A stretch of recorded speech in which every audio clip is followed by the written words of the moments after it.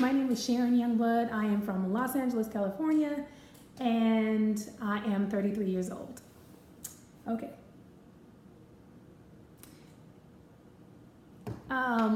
My biggest influence in music has always been Celine Dion, and it might be random, but I was classically trained when I first started singing, and she was kind of one of the first artists I was introduced to because we kind of had similar voicings, her being classically trained as well, but her being able to sing all styles of music, and I just gravitated to her.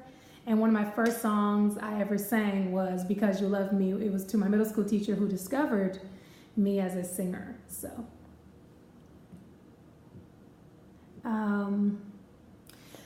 my childhood was interesting. It was not so great. It was, I had a stepfather. My real father left when I was a baby. So I didn't really meet him. Actually, I didn't meet him at all until I was 21 or 22. I forgot if it was 21 or 22, but when I was older. And so I was raised by my stepfather. And he wasn't so nice of a person.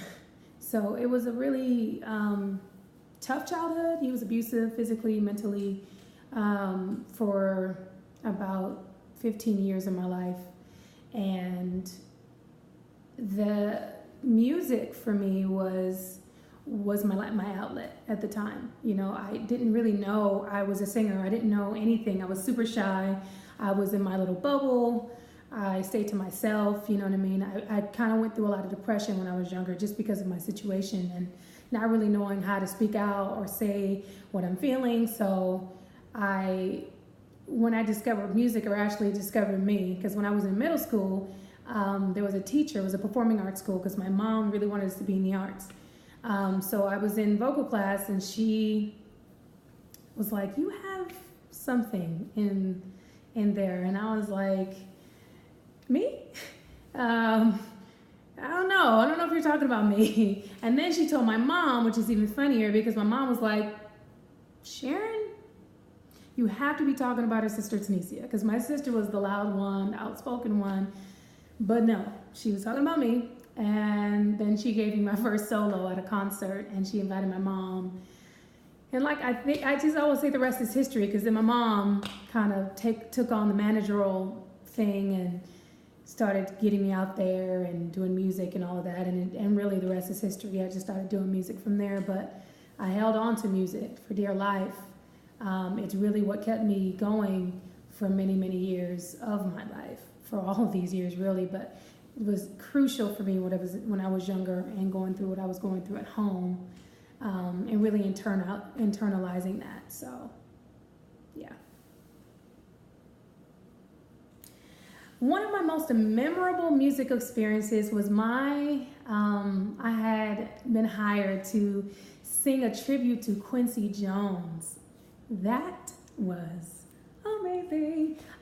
It was crazy because it was a private event in someone's house in the hills, some crazy house in the hills, and they were doing something called fire chats, and they have special guests where they honor, and they just happened to be friends with Quincy Jones, and so they were honoring them, and someone called me to do like 2 or 3 songs of his that he's done, and it was crazy. He was like 5 feet away from me, just listening to me sing. So that has to be the most amazing, memorable moment in music for me.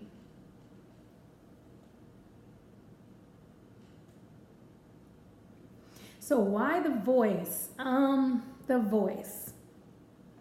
I feel like The Voice has been different from any and all other musical competition shows, because I really do feel like it's about the voice. I think it's perfectly named, because a lot of these other competitions are usually about, you know, the look or the age or, you know, just other things real industry wise that is kind of not important when you're really caring about somebody who has really real talent. So for me, I feel like The Voice is something that I personally, as an artist and a musician, would love to be represented by. for me, one of the most difficult things I've ever been through in my life was losing my niece. And we were at a 4th of July party in 2005, and she drowned at the party. And she was 2, and she lived with me.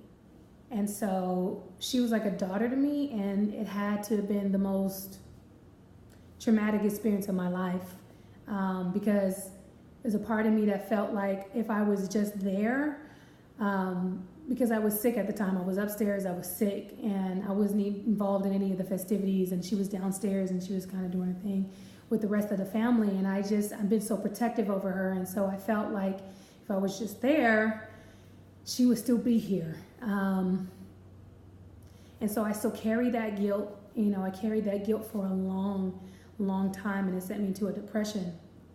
And I internalized so much. And like I said before about my childhood, I was in the habit of internalizing my life. And so it started to reflect my body, and I started to gain weight, more and more and more weight. And I got up to about 320, which is crazy to think now.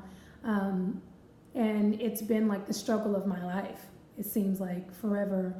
And but finally in 2016, I decided to do something about it, and I had the gastric sleeve surgery, and I worked my butt off after getting that surgery. That surgery is not a way out. It's really just a tool to help you get to the next level. And since then, I've lost 120 pounds, and I can't say how my life has changed for the better. And it's the best decision I've ever made in my life. So I'm very happy.